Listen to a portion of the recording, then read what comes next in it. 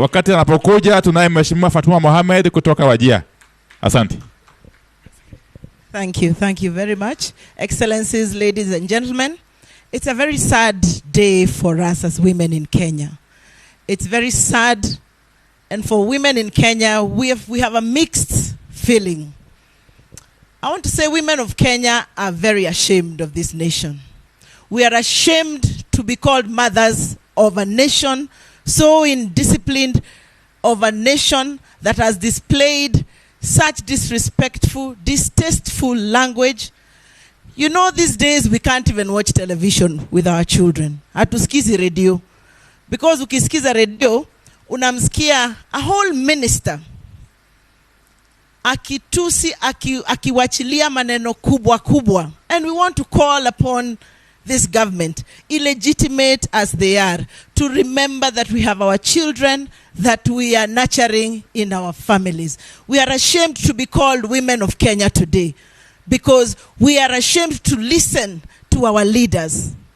The disrespectful language that is going on in this country is soon raising a generation of children of Kenya who will be very shameless. And we want to call upon the government really to call them to order. We want to call upon all of us to have what we call hygiene in politics.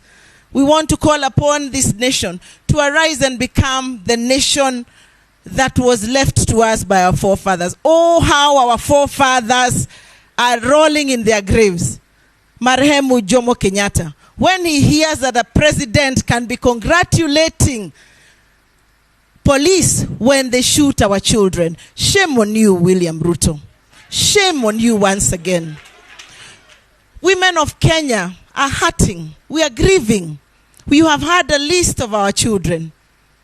Children who, out of no fault of their own, all they did was going to ask the government that they are hungry.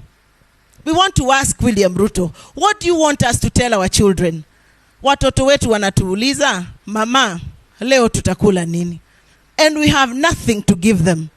Over and above that, you have gone and started mocking our sufuria. And I want to congratulate the Honorable Kioni for being shameless about the sufuria. The sufuria is what unites our families as women. The sufuria is what feeds our children. These days, wanasema, ati walitupatia fertilizer.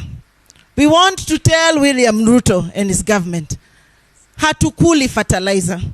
You gave us fertilizer, but we had already fed our children with the seeds.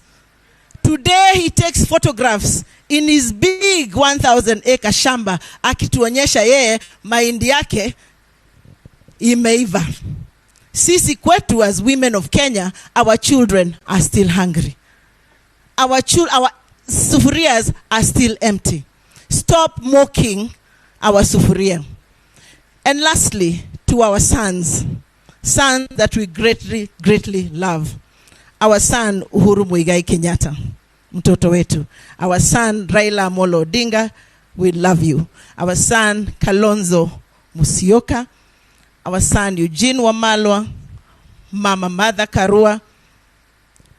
All our sons in leadership. Women of Kenya are calling for peace and reconciliation. We know that we have raised you well. We know that we have raised you to be fearless. Na tunataka kuambia, do not stop. Keep the pressure going because our children are hungry. Watoto wetu wanatuuliza, hakuna school fees. Watoto wengine wanaenda shule, sisi kwa nini tuko nyumbani? So for our sons, do not stop. We have raised you to be fearless. But at the same time, extend a hand of reconciliation because our children want a peaceful nation where they can grow. Our children want a nation where they can be fed. And we pray that the tears that the Kenyan mothers are crying today become a curse to William Ruto and his government. May all the tears of Kenyan women who are crying because of hungry children, because of children who have been killed, may William Ruto never find peace because of the curse of the tears of the women of Kenya. As I conclude, we were not given time to lay a wreath. Please give me just 1 minute, respectfully. I ask just a few women leaders from Makueni, Kiambu, please just come. Let us just lay wreaths on behalf of the women of Kenya. We were not given that chance. Please just come forward. Just a few women. On behalf of women of Kenya, we have lost our children. We are grieving and we are in pain. May our fallen maandamano heroes rest in peace. I thank you very much. Asante sana Mheshimiwa Daktari Caroline Karugu. As you proceed with the laying of the flowers and lighting of the candles, let me